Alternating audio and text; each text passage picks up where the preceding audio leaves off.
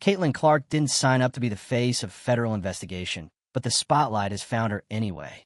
With suspicious officiating surrounding her most pivotal games and betting patterns under review, federal investigators are tracing threads that could unravel both the NBA and WNBA. If you're here for the real story and not the filtered version, subscribe. And if you're sticking around for the next meltdown, you better definitely subscribe.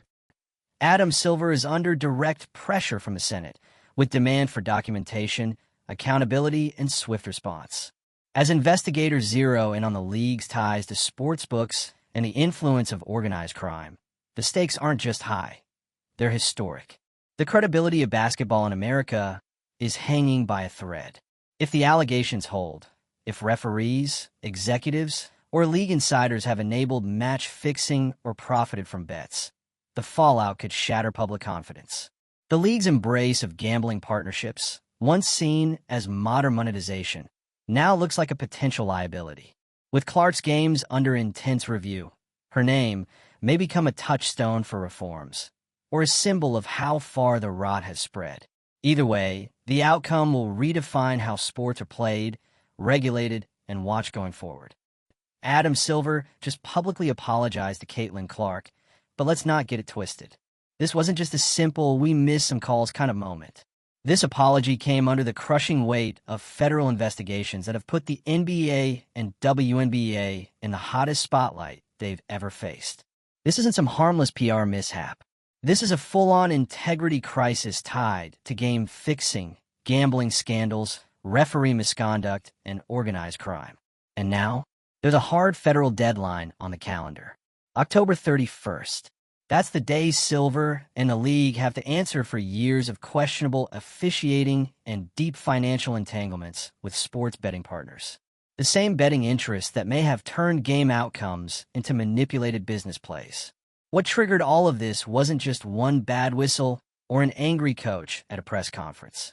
It was a formal letter from Congress, spearheaded by the Senate Commerce Committee and led by Senator Ted Cruz, demanding records from both leagues going back to 2020. Referee behavior, betting data, internal league memos, all of it. And yes, Caitlin Clark is directly referenced, because when Clark plays, people bet. A lot. And what should have been the league's proudest moment, rising viewership, a star drawing record audiences, is now being scrutinized as a potential example of manipulation. This is real, and it's serious. The investigation isn't just looking at bad officiating, it's digging into whether the outcomes of games were deliberately influenced, whether high-profile games, especially those involving top-tier players like Clark, were shaped in ways that would benefit betting houses, and whether certain officials or league insiders knew about it, enabled it, or even profited from it. It's a nightmare scenario. And now, it's not just public opinion the league has to worry about, it's the federal government. The allegations cut deep. Patterns of suspicious officiating. Calls that consistently protect certain spreads. Technical fouls that shift momentum. Non-calls that raise eyebrows, especially in Clark's games. Now being investigated as potential evidence of match fixing. Not just bias. Fixing. And if that word sounds familiar, it's because we've seen where it leads. Think back to the Tim Donaghy scandal. Now multiply that by 2 leagues, 1 shared officiating pool, and a national betting industry worth billions. If even a fraction of these allegations hold up under federal scrutiny, the damage will be historic. Now throw in organized crime. The reports say the investigation has uncovered possible links between illegal betting operations and figures with documented ties to organized crime networks. The kind of operations that don't just bet, they influence. If criminal betting rings had any kind of influence over officials, directly or indirectly, the implications go beyond the court. We're talking RICO cases, subpoenas, criminal indictments, referees being interrogated, league officials possibly dragged into federal court. And the WNBA is just as vulnerable as the NBA. Why? Because they share the same officiating pool, they're backed by overlapping ownership, and they operate under the same governance structures. This isn't just an NBA problem. The WNBA is in it, fully. And who's the most visible WNBA player right now? Caitlin Clark, which brings us right back to Adam Silver's apology. It wasn't just about Clark taking a hard hit in a playoff game or a missed foul in a regular season matchup. It was about the optics. The officiating surrounding her has been called out repeatedly by fans, analysts, and former players. And when that kind of scrutiny aligns with questionable betting activity, it turns from a talking point into a federal matter. So yes, Silver apologized. But was it accountability? Or a last-ditch move to get ahead of the narrative before more subpoenas hit his desk? Because let's not ignore the business side of this. Both the NBA and WNBA have heavily integrated betting into their marketing strategies. Betting odds on screen, official partnerships with sportsbooks, promotions built around game lines. These aren't just casual side deals. They're central to league revenue models. The leagues benefit directly when fans bet. That financial connection is now being questioned by Congress as a potential conflict of interest. When a league makes money off betting, but also controls the officiating, and patterns show that officiating may be steering outcomes, that's a problem. A legal one. The government wants to know, were games manipulated to protect league betting interests? Were referees influenced? Was any of this covered up? And most importantly, who knew? If the investigation uncovers misconduct, the fallout could be devastating. Criminal charges against officials, civil lawsuits from bettors, sponsors pulling out, TV deals collapsing. Entire regulatory frameworks could be rewritten. And doesn't stop there. This probe could spark national sports gambling reform. If the feds find that legalized sports betting is being abused through influence, insider betting, or match manipulation, they could tighten regulations across every sport. New licensing requirements, government-controlled oversight boards, even restrictions on how leagues can partner with sportsbooks. This isn't just about basketball anymore. It's about the entire sports betting industry in the U.S. And still, at the center of this storm stands Caitlin Clark, someone who, by all accounts, just wants to play the game. But because of her talent, visibility, and the money that follows her every move, she's now the unwilling face of the investigation. A symbol of what happens when leagues use players for marketing without protecting them from the system they helped build. That's why fans are furious. That's why Silver's apology felt like too little, too late. Because Clark isn't just being fouled on the court, she's being fouled by a system that may have treated her like a commodity in a rigged operation. And if you think this ends with one apology and a few internal reviews, it doesn't. There's still October 31st, the day the NBA has to answer Congress. And if the league doesn't come clean, if they stonewall or try to spin it, things are going to get worse fast. Transparency is the only path forward. But whether the league will choose it remains to be seen. So where does this go from here? The NBA and WNBA have a choice. Cooperate fully, clean house, and rebuild public trust, or risk watching their reputations, their revenue, and their legal standing implode in front of millions. Fans have seen the cracks. Now federal investigators are inside the walls. And for players like Caitlin Clark, it's a brutal reminder that the system built to elevate you can also exploit you and leave you out to dry the moment the narrative shifts. Let us know what you think. Should Silver step down? Should the leagues cut ties with sports betting entirely? And how can they rebuild trust after something this damaging? Drop a comment. Like if you think the truth still matters. Share if you're tired of seeing leagues chase profit at the expense of integrity. And subscribe if you're following every detail, because what happens next might change sports forever. Because at this point, it's not about whether something shady might be happening. It's about whether the leagues will admit it before they're legally forced to. The trust that fans once had in the system is hanging by a thread. Every controversial call, every missed foul, every betting ad flashing on the screen during live games, suddenly, it all feels different. It's not just frustrating anymore. It's suspicious, especially when those patterns seem to follow certain players in certain games and, oddly, align with betting interests. And that's exactly why Caitlin Clark's name keeps coming up.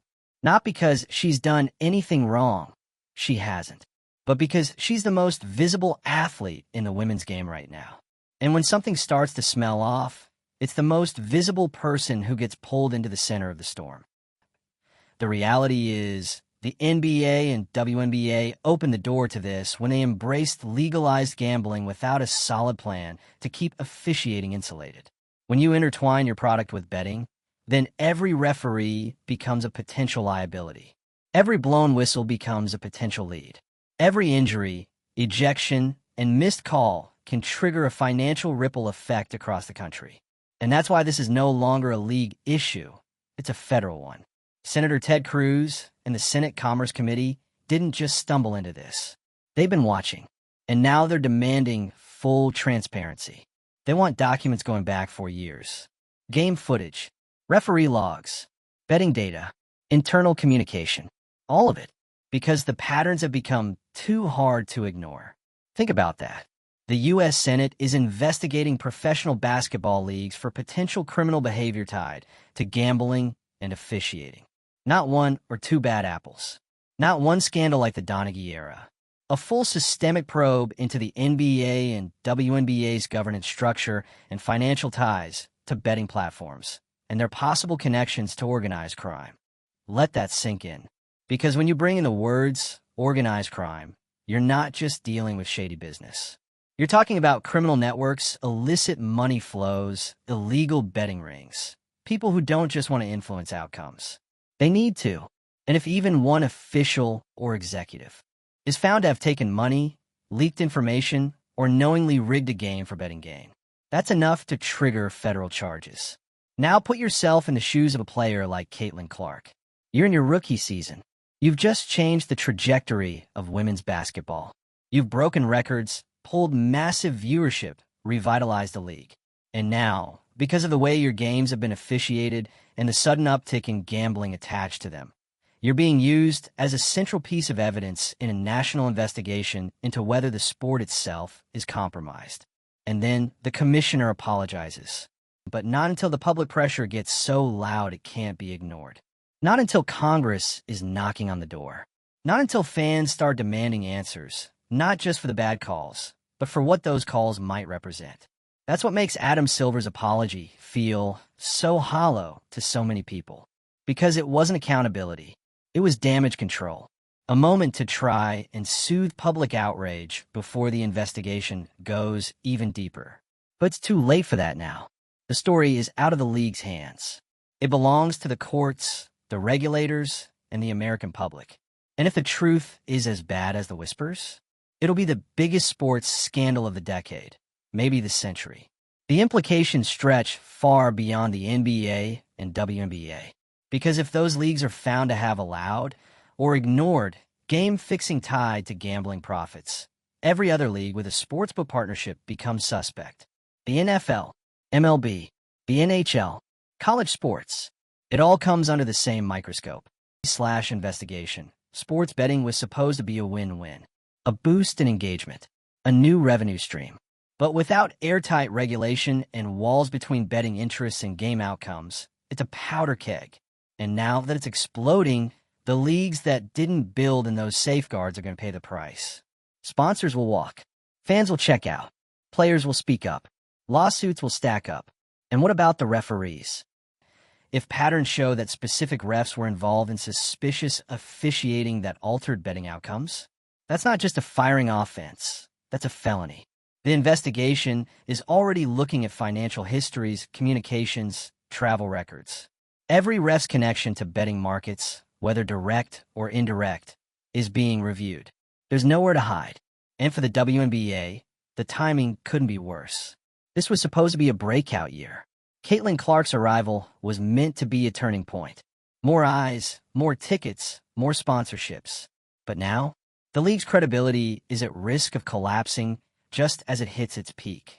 Because when fans start to believe the outcomes might be rigged, not just biased, but strategically manipulated, they don't just get disappointed. They stop watching. They stop buying. They stop believing.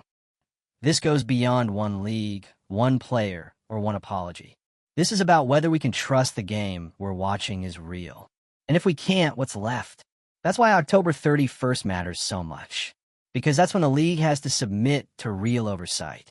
Not internal investigations. Not PR-crafted statements. Actual legal accountability. And what they choose to turn over or hide will tell us everything we need to know, whether they're trying to protect the integrity of the game or just protect themselves. So what do fans do now? Stay vocal. Stay critical. Keep asking the hard questions, because the more light that gets shined on this, the harder it becomes to sweep under the rug. And players like Clark, they deserve more than apologies. They deserve a league that protects them, that values them, that doesn't sell them out to make a quick buck off betting partnerships. If the league truly cares about integrity, this is the moment to prove it. Not with words, with action.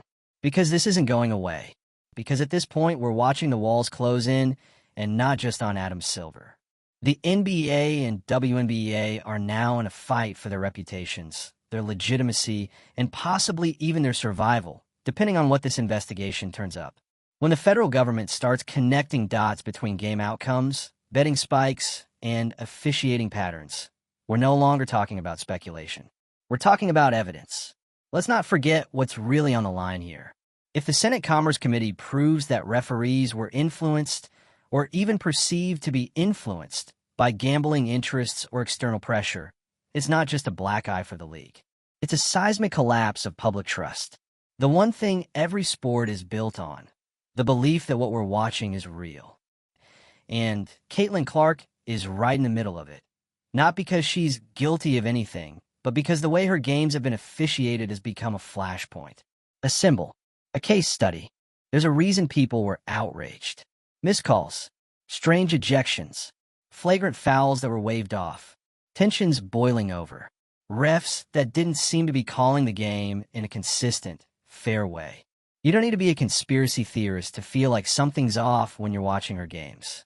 And it's not just fans noticing. Analysts, former players, and sports commentators have been calling it out, saying the silence from the league was deafening, saying the officiating didn't just feel inconsistent, it felt strategic. And when those calls consistently line up with betting interests, it's no longer just a sports story. It's a federal case. So when Adam Silver finally came out and apologized to Clark, you could practically hear the sighs from league PR, like finally, maybe this would calm things down. But it didn't. Because an apology doesn't fix the damage that's already been done. It doesn't erase the fact that Clark, the face of the WNBA's future, was thrown into the fire while the league stayed silent. It doesn't undo the months of officiating controversies, the spiraling social media backlash, or the ongoing federal investigation into what role gambling may have played in all of it. And while the league tries to look like it's in control, the timeline tells a different story. Congress gave the NBA until October 31st to comply with document demands.